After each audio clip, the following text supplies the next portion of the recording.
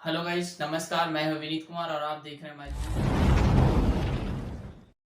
हम फिर उपस्थित हुए एक नए वीडियो के साथ। और इस वीडियो में हम चर्चा करेंगे हिंदी व्याकरण में आज का जो टॉपिक हमारा है वो शब्द, और शब्द के पूरे चीजों को समझेंगे एक एक करके। शब्द के भेद और उनके कितने उपभेद हैं, इन सब चीजों को एक एक करके स्टेप बाय स्टेप देखेंगे। तो बने रहें वीडियो के अंत तक। आइए शुरुआत करते हैं। दोस्तों, शब्द क्या है सबसे पहले ये जानेंगे। ये चार्ट आप स्क्रीनशॉट ले सकते हैं, जितना दिया हुआ है इसके बारे में डिटेल से हम आपको समझाएंगे। इधर शब्द क्या है, इससे पहले की वीडियो में अगर आपने नहीं देखा तो इससे पहले की वीडियो में हमने पढ़ा था वर्ण। और वर्ण क्या थी? ध्वनि की सबसे छोटी इकाई थी, जिसे हमने कहा था ध्वनि की सबसे छोटी इकाई। और यही इन्हीं इकाइयों के माध्यम से ही शब्दों का निर्माण होता है। यानी वर्ण जो होती है, जब कई वर्ण मिलकर एक सार्थक अर्थ प्रदान करते हैं किसी से, तो उसे हम शब्द कहते हैं। क्या है? वर्णों का एक सार्थक समूह होता है, हम किसे कह सकते हैं परिभाषित रूप में। शब्द क्या है? वर्णों के सार्थक समूह को शब्द कहते हैं। वर्णों के सार्थक समूह को शब्द कहते हैं। यह है, जैसे देखें, जैसे शब्द ले लें कोई भी, राम, श्याम, गीता, रीता इत्यादि शब्द ले सकते हैं। ये सब क्या है? इनसे एक सार्थक अर्थ प्रदान हो रहा है और ये वर्णों के मेल से ही हो रहे हैं। जैसे राम की बात करें तो राम में रा प्लस आ प्लस मा प्लस छोटा। तो इस तरह से हमने देखा कि वर्ण का एक सार्थक समूह क्या एक शब्द का निर्माण करता है। आइए इसके बाद आगे बात करते हैं। शब्द बेसिकली दो तरह के होते हैं। जो शब्द का डिवीजन किया गया है वो दो तरह के होते हैं। इसकी रचना दो प्रकार से की जाती है। एक तरह से हमारे पास जो शब्द होते हैं वो होते हैं सार्थक, और दूसरे जो शब्द होते हैं वो होते हैं निरर्थक। सार्थक शब्दों के भेद हमने लिखे हैं। रचना के आधार पर शब्दों का भेद, रचना के आधार पर तीन प्रकार के होते हैं: रूढ़, यौगिक और योग रूढ़ शब्द। इसके बाद उत्पत्ति के आधार पर होते हैं। उत्पत्ति के आधार पर जो शब्द विभेद होते हैं, तत्सम हो गए, तद्भव हो गए, विदेशज शब्द हो गए, देशज शब्द हो गए और संकर शब्द हो गए। इसके बाद नेक्स्ट जो होता है, एक होता है काव्य शास्त्रीय अर्थ के आधार पर। काव्य शास्त्रीय अर्थ के आधार पर भी शब्दों के तीन भेद होते हैं, जिसे हम अभिधा कहते हैं। ये वाचक पर डिपेंड करता है। फिर लक्षणा, लाक्षणिक होता है और व्यंजना। ये तीन प्रकार से काव्य शास्त्रीय अर्थ के आधार पर इनके तीन भेद होते हैं। और सामान्य अर्थ के आधार पर इनके जो भेद होते हैं वो चार भेद होते हैं, जिसे हम एक अर्थी कहते हैं, अनेकार्थी कहते हैं, पर्यायवाची कहते हैं और विपरीतार्थी कहते हैं, यानी विपरीत अर्थी कहते हैं। इसके बाद नेक्स्ट है जो विकार के आधार पर भी हम शब्दों को बांटते हैं। तो विकार के आधार पर हमारे पास दो तरह के इसके डिवीजन किए गए हैं, दो भाग किए गए हैं। एक भाग है विकारी और दूसरा है अविकारी। दूसरे भाग को हम कहेंगे अविकारी। विकारी और अविकारी का अर्थ क्या है? देखिए, विकारी शब्द जैसे संज्ञा, सर्वनाम, विश्लेषण, विशेषण और क्रिया, ये होते हैं विकारी शब्द। इनमें क्या होता है कि विकार उत्पन्न होता है किसके आधार पर? वाचक के आधार पर होता है। और अविकारी शब्दों में क्या होता है कि उन शब्दों के प्रयोग से वाक्य में किसी पर भी कोई प्रभाव नहीं पड़ता, जैसे क्रिया विशेषण, संबंध बोधक, समुच्चय बोधक, विस्मयादि बोधक।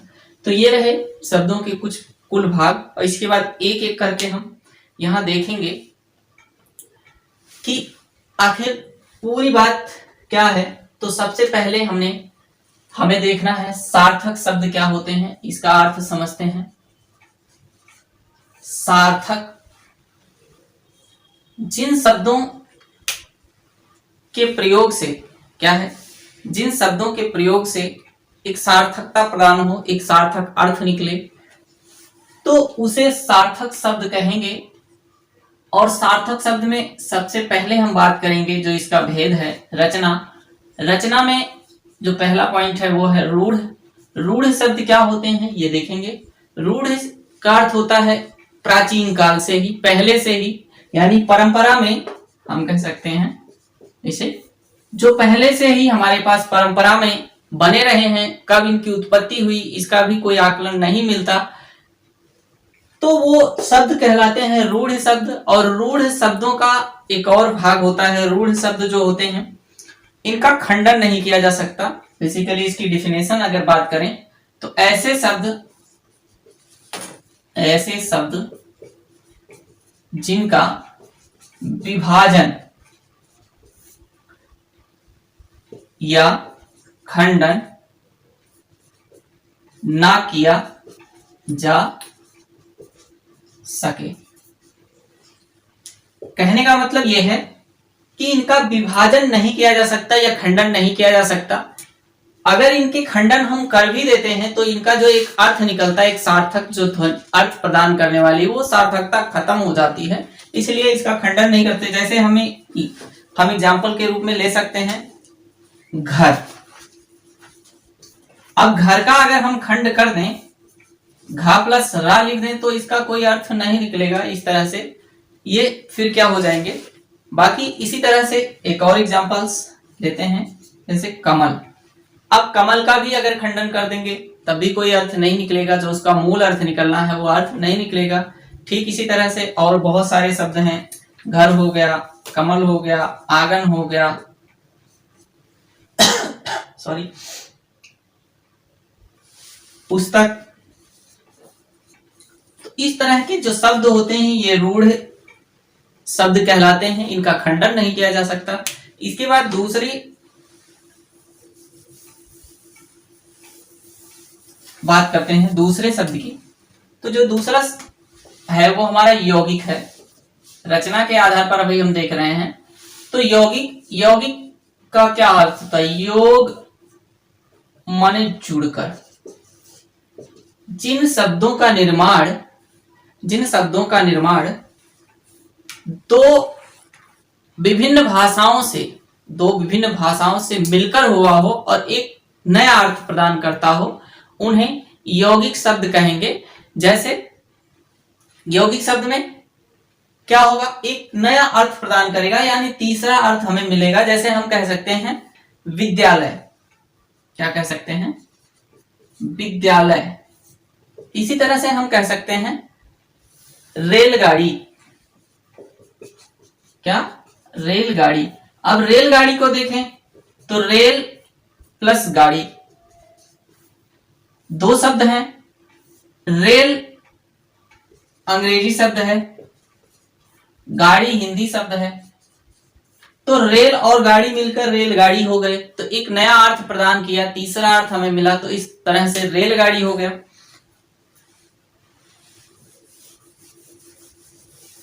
इसके बाद नेक्स्ट बात करेंगे योग रूढ़ी की। योग रूढ़ शब्द क्या है? योग प्लस रूढ़। योग का अर्थ होता है जुड़कर और रूढ़ का अर्थ होता है परंपरा में।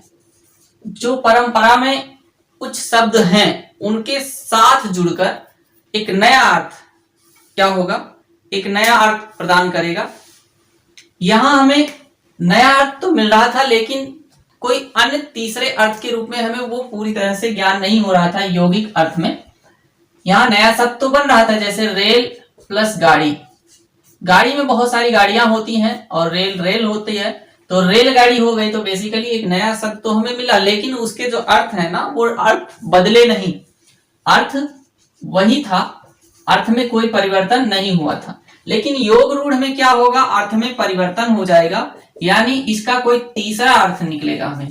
क्या? इसका कोई हमें तीसरा अर्थ दिखाई देगा। जैसे अब बात करें हम क्या, चतुर्भुज। क्या? चतुर्भुज, लंबोदर, तो इसका शाब्दिक अर्थ लंबोदर, इसका भी शाब्दिक अर्थ जैसे चतुर्भुज, तो शाब्दिक अर्थ ना प्रकट करके एक अलग अर्थ प्रकट कर रहा है, तीसरा अर्थ प्रकट कर रहा है, इसलिए ये क्या होगा, योग रूढ़ शब्द होगा। इसके बाद नेक्स्ट है गजानन। तो इस तरह से चतुर्भुज, गजानन, दशानन, लंबोदर क्या होते हैं, योग रूढ़ी शब्द कहलाते हैं। और योग रूढ़ी शब्द वही शब्द होते हैं जिनसे एक तीसरा अर्थ प्रकट होता है। यौगिक शब्द वे शब्द होते हैं जिनसे तीसरा अर्थ प्रकट नहीं होता, लेकिन दो भाषाओं के शब्द मिलकर एक नया शब्द का निर्माण करते हैं। तो उम्मीद करते हैं ये बात समझ में आई होगी। इसके बाद नेक्स्ट हम देखेंगे उत्पत्ति के आधार पर, सार्थक शब्दों के भेद में हम नेक्स्ट देखेंगे। उत्पत्ति के आधार पर इसके 5 भाग होते हैं। सबसे पहला होता है तत्सम। क्या होता है, तत्सम, तत् प्लस सम। तत् का अर्थ होता है उसके जैसा ही, उसके जैसा, जैसे पहले से था वैसे ही, और सम का अर्थ होता है समान। यानी ऐसे शब्द, इसकी डिफिनेशन की बात करें या परिभाषा, ऐसे शब्द जो संस्कृत के हैं परंतु ज्यों का त्यों हमने हिंदी में प्रयोग करना शुरू कर दिया, हिंदी में प्रयोग कर लिया, तो वे क्या कहलाएंगे, तत्सम शब्द कहलाएंगे। संस्कृत के वे शब्द जिनको हमने ज्यों के त्यों ही संस्कृत से उठा के हिंदी में प्रयोग करने शुरू कर दिया, तो वे शब्द क्या कहलाए, तत्सम शब्द कहलाए। जैसे हम कह सकते हैं तत्सम शब्दों में धन, क्या, जैसे धन, अग्नि, धन, अग्नि, वर्षा,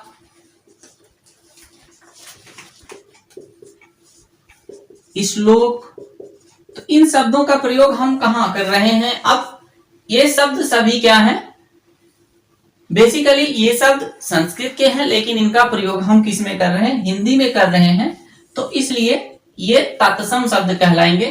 इसके बाद दूसरा जो भाग है तत्सम के बाद फिर हमारे पास तद्भव है। देखते हैं तद्भव क्या है।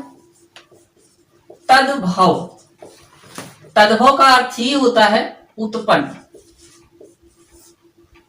किसी से भी, माने किसी का अर्थ किसी भाषा से। और यहां जिस भाषा से, बेसिकली हिंदी में सबसे ज्यादा जो शब्दों का प्रयोग किया गया है वो संस्कृत से किया गया है।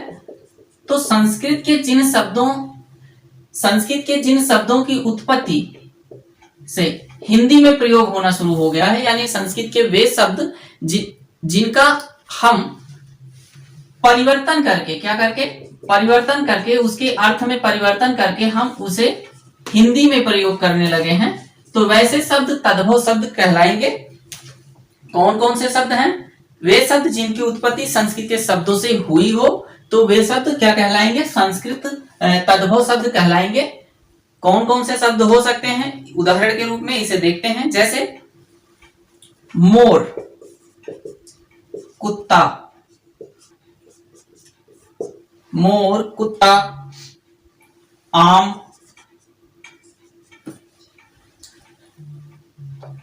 मोर, कुत्ता, आम, अक्षर। तो ये शब्द क्या हैं, इन शब्दों को हम तद्भव शब्द कहेंगे। इसके बाद नेक्स्ट है विदेशज शब्द की बात करेंगे।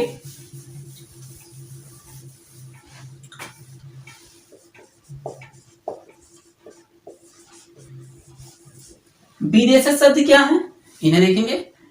तो ऐसे शब्द जो किसी देश, जैसे मान लीजिए भारत, ऐसे शब्द जो देश की सीमा के अंदर, जिनकी उत्पत्ति देश के सीमा के अंदर ना हुई हो, या जब वो मूल स्थान जो उनका है वो देश के सीमा के अंदर ना हो, देश की सीमा के बाउंड्री के बाहर हो, यानी सीमा क्षेत्र के बाहर से वे शब्द लेकर हिंदी में प्रयोग कर लिए जाएं तो वैसे शब्द को विदेशज शब्द कहते हैं। और विदेशज शब्दों में बहुत सारे शब्द आते हैं, अरबी होते हैं, फारसी होते हैं, बंगाली होती है, पुर्तगाली होती है, अंग्रेजी होती है। तो ये शब्द हमारे पास अंग्रेजी का हो हमने हिंदी में प्रयोग कर लिया, बंगाली का शब्द था हमने हिंदी में प्रयोग कर लिया, पुर्तगाली का शब्द था हमने हिंदी में प्रयोग कर लिया।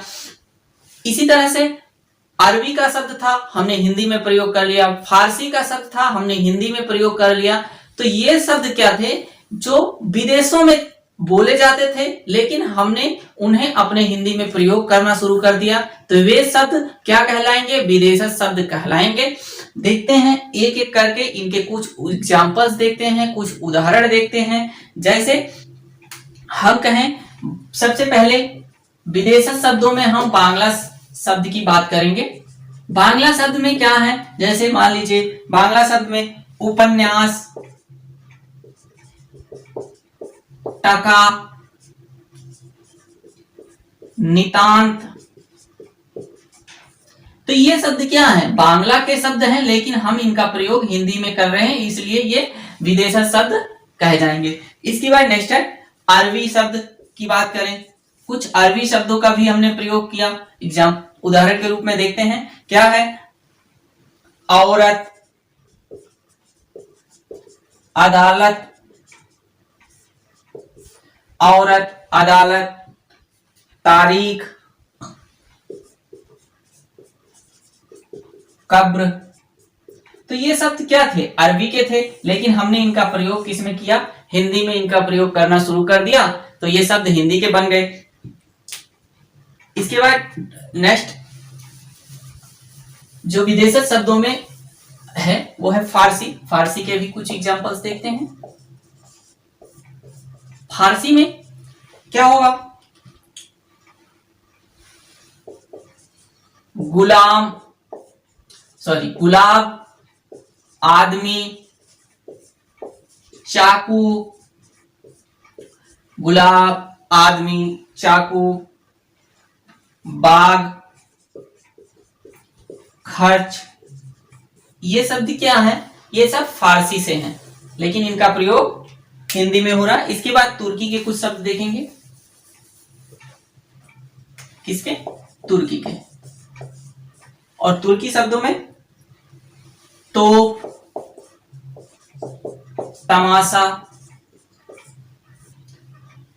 तमाशा,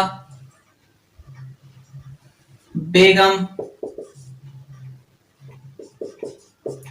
तलाश। ये शब्द क्या है? तुर्की के हैं। इसके बाद पुर्तगाली देखेंगे।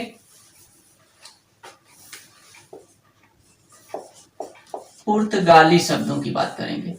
पुर्तगाली शब्दों में पेरू, पादरी,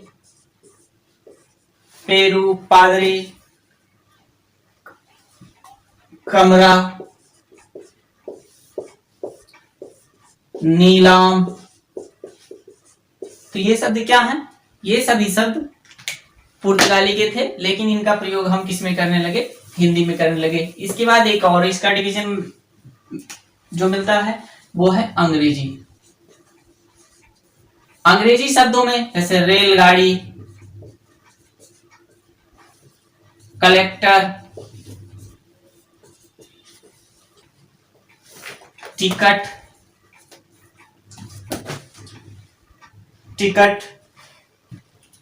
कोर्ट,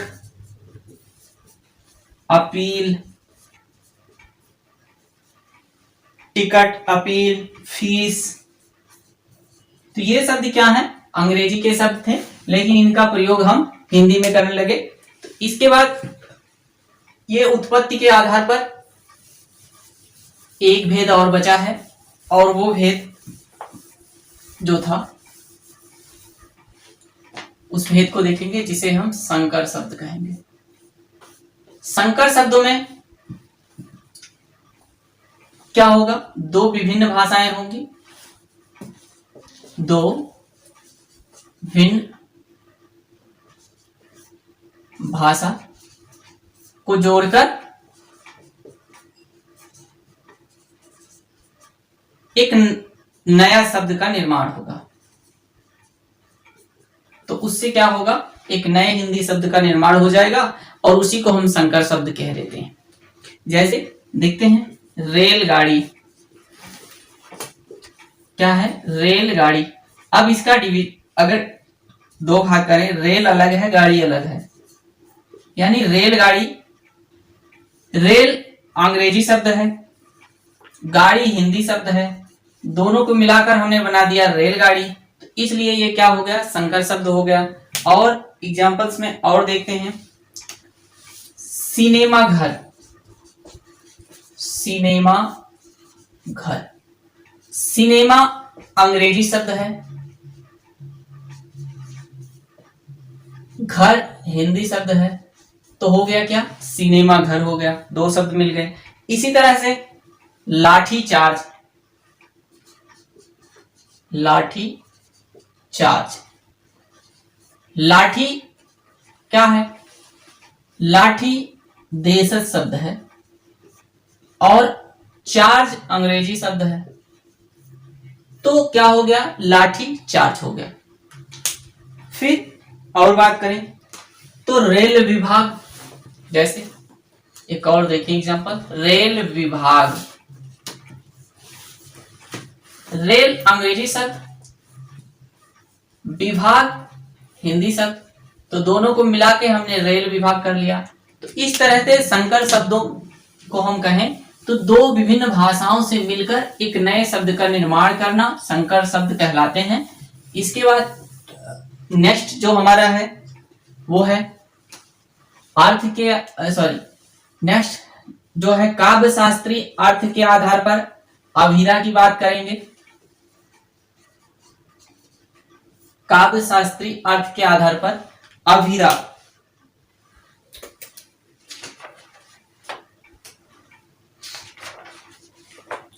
अभिधा क्या है, जहां जिन शब्दों की उत्पत्ति के बाद हम जो शब्द हैं हमारे पास उनके उच्चारण करते समय सीधे रूप से प्रस्तुत कर दी जाए, कोई घुमाकर बात नहीं की जाए, तो वे शब्द क्या कहलाते हैं, वे शब्द अभिधा धारण रूप शब्द कहलाते हैं। इनमें अभिधा वाचक शब्द कहलाएंगे, वाचक शब्द इन्हें कहेंगे। जैसे राम अच्छा लड़का है, तो अच्छा क्या है, अच्छा क्या है, अब राम अच्छा लड़का है, तो अच्छा यहां अभिधा या वाचक शब्द है जिसके विषय में हम बात कर रहे हैं, तो सीधे सीधे प्रयोग करेंगे तो वहां होंगे। इसके बाद नेक्स्ट जो है वे है लक्षण। लक्षणा में क्या होगा, इसमें लक्षण कुछ प्रतीत होगा, लाक्षणिक होगा। एक लक्षण के आधार पर शब्द तो वही होगा लेकिन कहने का तात्पर्य कुछ और होगा, तो लक्षणा के आधार पर हम कहेंगे। जैसे किसी व्यक्ति को हमने देखा और हमने कहा, मान लीजिए हमने किसी व्यक्ति को देखा, जैसे हमने कहा राम चाणक्य जैसा है। राम किसके समान है, चाणक्य जैसा है। लेकिन अब इसी बात को हम और दूसरी तरह से डिफाइन कर दें कि सुरेश कक्षा का चाणक्य है, तो सुरेश का जो लक्षण है वो चाणक्य के लक्षण से कहीं ना कहीं मिल रहा है, उसके जो गुण हैं वो चाणक्य से मिल रहे हैं, इसलिए वे हम उसकी तुलना कर रहे हैं चाणक्य से कि सुरेश चाणक्य कक्षा का चाणक्य है, जबकि वो वास्तव में चाणक्य नहीं है, लेकिन एक लक्षण दिखाई दे रहा है, इसलिए उससे हम चाणक्य की उपाधि दे रहे हैं। इसके बाद इसी तरह से हम कह सकते हैं राम कक्षा का शंकराचार्य है। क्या, राम कक्षा का शंकराचार्य है, तो राम शंकराचार्य है कक्षा का शंकराचार्य है, यानी शंकराचार्य के जो गुण हैं वे राम में कुछ न कुछ प्रतीत होते हैं, दिखाई देते हैं, लक्षण है, इसलिए राम क्या है, एक लाक्षणिक शब्द यहां प्रतीत होता है। किसके समान? राम के लिए कौन सा लाक्षणिक वर्ग देखा गया? वो है शंकराचार्य। इसी तरह से सुरेश के लिए कौन लाक्षणिक वर्ग यूज किया गया? वो है चाणक्य। तो चाणक्य, शंकराचार्य, ये सब लाक्षणिक वर्ग हैं, शब्द हैं। इसके बाद नेक्स्ट बात करेंगे व्यंजना। व्यंजना में क्या होगा? इसमें व्यंग्यात्मक रूप से क्या होगा? इसमें व्यंग्यात्मक रूप से प्रस्तुत किया जाएगा, किसी पर व्यंग किया जाएगा। जैसे व्यंग किया जाए, करने का अर्थ क्या है? मान लीजिए गीता क्लास में गोबर है, क्या है? अब व्यंजना की बात करेंगे तो एक व्यंजक किया जाएगा, एक व्यंग कसा जाएगा। क्या कसा जाएगा? राम, या मान लीजिए, चलिए दूसरा एग्जांपल देखते हैं। राम कक्षा में गोबर गणेश है। राम कक्षा में गोबर गणेश है, तो एक व्यंग कस रहे हैं, जबकि राम गोबर गणेश वास्तव में नहीं है, लेकिन एक व्यंग कसा जा रहा है कि वो पढ़ने में वीक है, कमजोर है। तो इसलिए व्यंग्यात्मक दृष्टिकोण से जब हम बात करेंगे तो वहां जो होगा व्यंजना अर्थ के आधार पर हमें प्रकट होगा। इसके बाद नेक्स्ट देखेंगे इसके और भेद।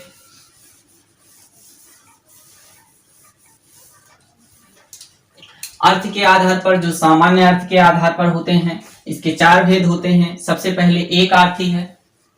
क्या है? एक आर्थी। तो एक आर्थी में ऐसे शब्द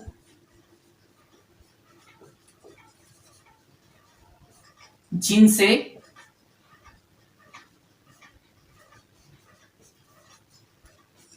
एक ही अर्थ निकलता हो, प्रयोग कहीं भी किया जाए लेकिन अर्थ एक निकले, एक अर्थी हो, वो समान अर्थ प्रतीत करे। जैसे पानी, मान लीजिए पानी एक अर्थी है। इसके बाद नेक्स्ट देखते हैं अनेक अर्थी। अनेक अर्थी,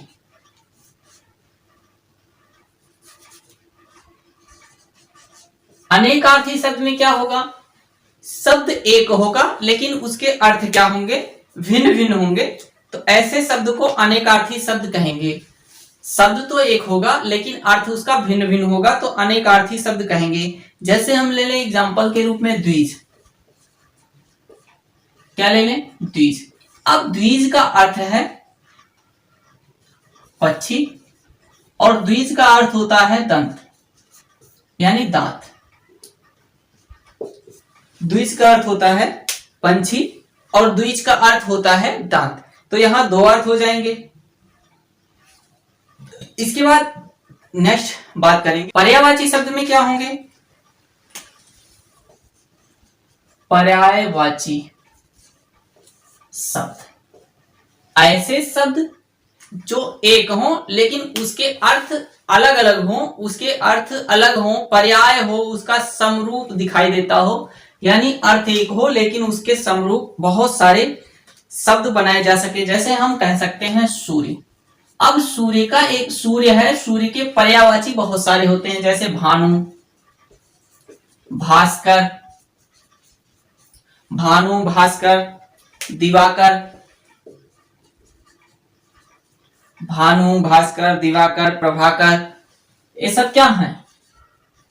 इन सब का अर्थ जो होता है वो सूर्य ही होता है, तो अर्थ के आधार पर कर सकते हैं, लेकिन ये पर्यायवाची है। यदि हम कहीं भानु लिखते हैं तो हम सूर्य को डिनोट करते हैं, यानी सूर्य की तरफ इशारा करते हैं। तो समरूप जब दिखाई दे, पर्यायवाची होगा जो सब समरूप दिखाई दे, यानी ऐसे शब्द जिनसे क्या होगा,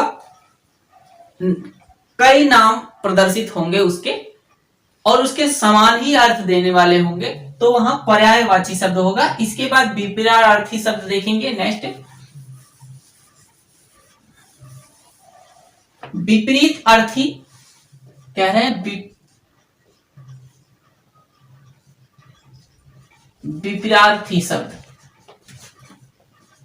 शब्द से ही पता चल रहा है विपरीत यानी उल्टा अर्थ। एक शब्द दिया रहेगा और उसका जो अपोजिट होगा यानी उल्टा होगा, वो अर्थ प्रकट करने के लिए वो विपरीतार्थी शब्द होगा। जैसे हम कहें आदमी, तो आदमी तो एक शब्द हमने कहा, इसका विपरीत अर्थ क्या होगा, तो हो जाएगा औरत। इसी तरह से विपरीत अर्थ जब प्रकट करे तो विपरीतार्थी, जैसे हम कहें दिन का क्या हो जाएगा, रात। इसी तरह से हम कहें सुख का क्या हो जाएगा, दुख।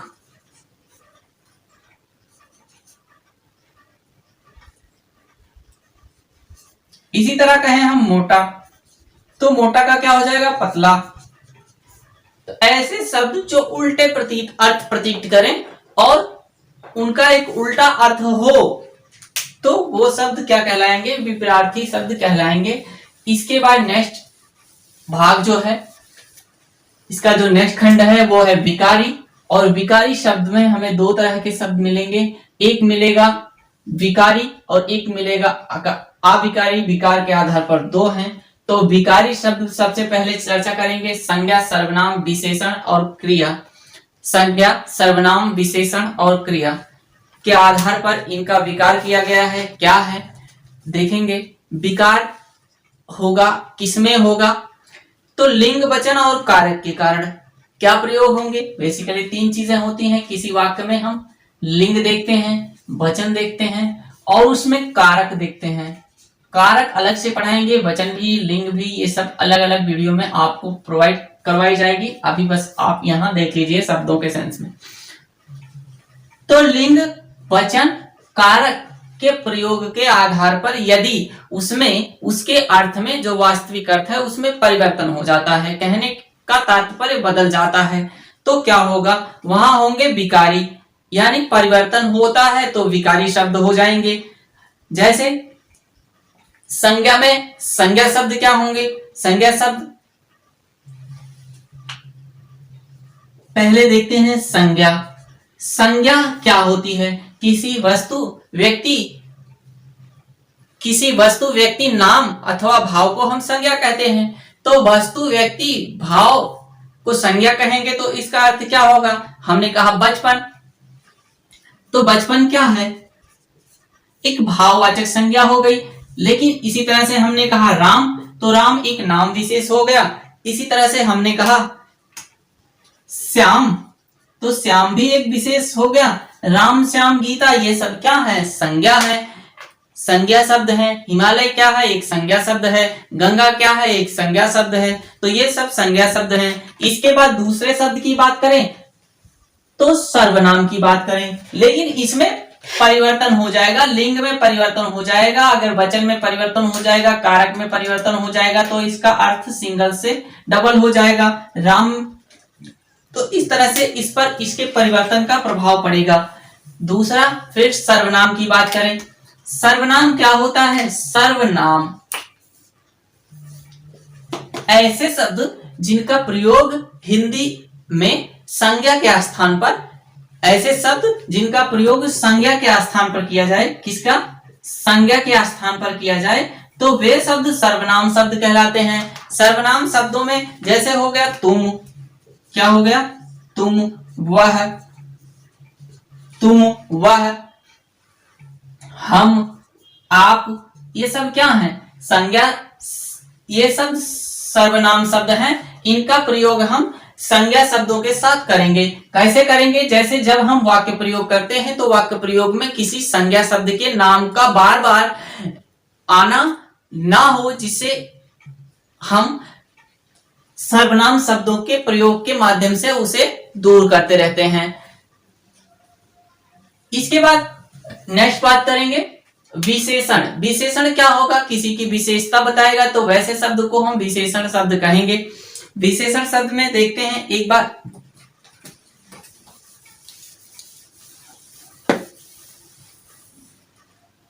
ऐसे शब्द जिनसे किसी की विशेषता प्रकट हो विशेषण शब्द कहलाएंगे।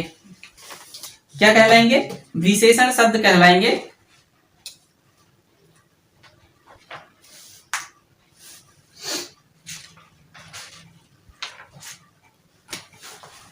फिर क्रिया। विशेषण शब्दों के उदाहरण भी देख लेते हैं। चलिए, विशेषण जिसमें किसी की विशेषता बताई जाए, जैसे राम कक्षा में अच्छा है, तो राम की अच्छाइयों का विशेषता बताई जा रही है। या हम कह दें काला घोड़ा तीव्र दौड़ता है। क्या है? काला घोड़ा तीव्र दौड़ता है, तो काले घोड़े की जो विशेषता है वो क्या है? दौड़ने में है, लेकिन कैसे? तीव्र दौड़ने से है। इसलिए यहां क्या है? एक विशेषता देखी जा रही है उस काले घोड़े में। बाकी इसी के साथ इसी एग्जांपल्स में ये भी देख लेते हैं क्रिया। क्रिया क्या है? क्रिया दो तरह की होती है, एक निरर्थक क्रिया होती है, एक सार्थक क्रिया होती है। इसके विषय में आगे चर्चा करेंगे नेक्स्ट वीडियो में, लेकिन यहां अभी क्रिया के बारे में जानते हैं। क्रिया क्या हो? कोई भी कार्य किसी भी समय में, समय क्या है? वर्तमान, भूत और भविष्य, तीन कालों में कोई भी कार्य किया जाता है। और जो कार्य होता है वो किसी के माध्यम से होता है। जो भी कार्य संपन्न हो, जैसे हंसना, बोलना, गाना, रोना, दौड़ना, टहलना, ये सब क्या है? ये सब क्रियाएं हैं। और ये इन्हीं क्रियाओं में विकार होगा। जैसे दौड़ना, अधिक दौड़ना, तो विकार हो गया अधिक दौड़ना, वाचन में परिवर्तन हो गया।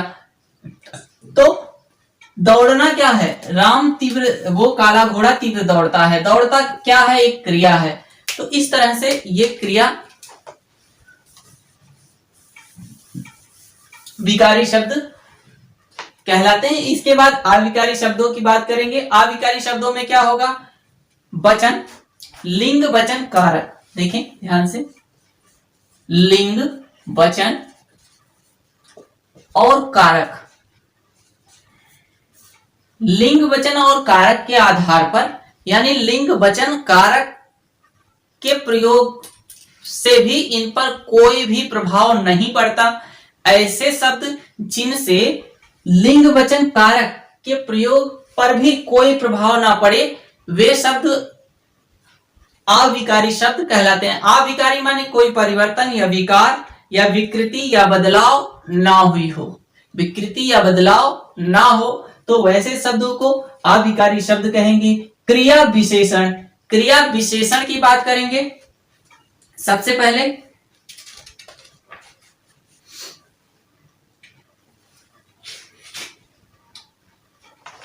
क्रिया विशेषण में क्या होगा? जैसे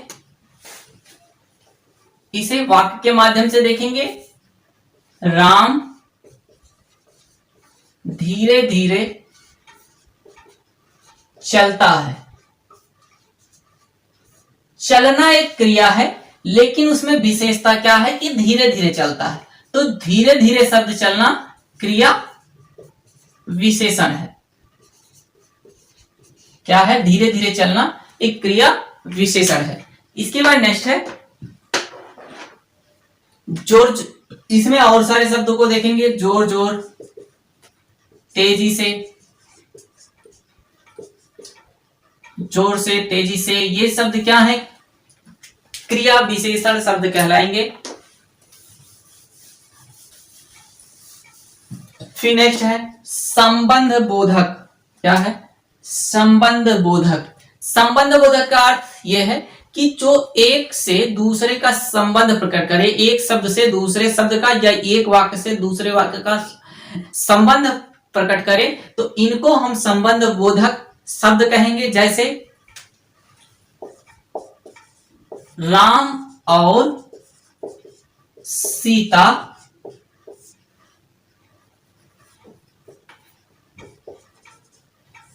राम और सीता, तो राम और जो संबंध है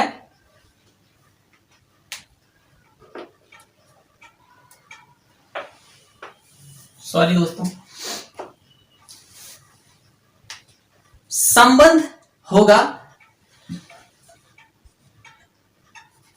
श्याम के आसपास, श्याम के आसपास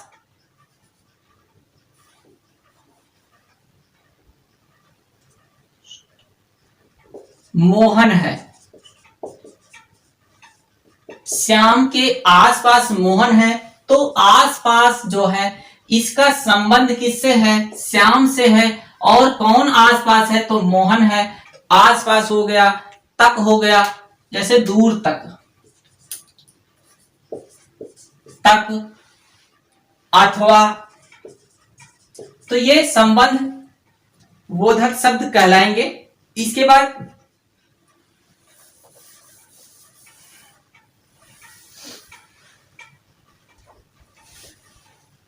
समुच्चय बोधक शब्दों की बात करेंगे। समुच्चय, समुच्चय को हम संयोजन शब्द भी कहते हैं। संयोजक यानी जो जोड़े, एक दूसरे को जोड़ कर रखे, कंजक्शन कहते हैं।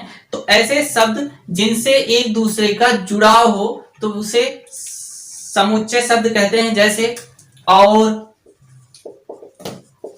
किंतु, परंतु, और, किंतु, परंतु, लेकिन, ये शब्द क्या कहलाएंगे? समुच्चय बोधक शब्द कहलाएंगे। इसके बाद नेक्स्ट है विस्मयादि बोधक शब्द। विस्मयादि बोधक शब्द में क्या होगी? विस्मय होगा, जैसे कोई वाक्य प्रयोग करेंगे तो वहां विस्मय होगा किसी चीज का, बात को कहते समय हमें कुछ संशय प्रतीत होगा, कुछ असमंजस लगेगा, तो ऐसे शब्दों के प्रयोग से ही वाक्य में कुछ असमंजस की स्थिति बनी रहती है। तो ऐसे शब्द क्या हैं? जैसे अरे, हे, भो, तो ये सब क्या है? अरे, भो, हे, ओ,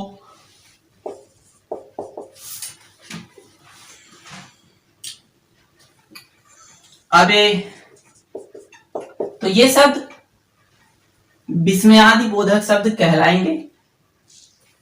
आज की वीडियो में दोस्तों हमने चर्चा की पूरे शब्द को, और शब्द में हमने चर्चा की उसके सारे भागों को। वीडियो कैसे लगी कमेंट बॉक्स में लिखकर जरूर बताएं। अगर पसंद आई तो वीडियो को अधिक से अधिक शेयर करें। हमारे चैनल पर नए हैं तो चैनल को सब्सक्राइब करें और बेल आइकन को जरूर प्रेस करें। वीडियो को लाइक करना ना भूलें। Thanks for watching this video. मिलते हैं फिर नेक्स्ट वीडियो में, तब तक के लिए बाय बाय, टेक केयर।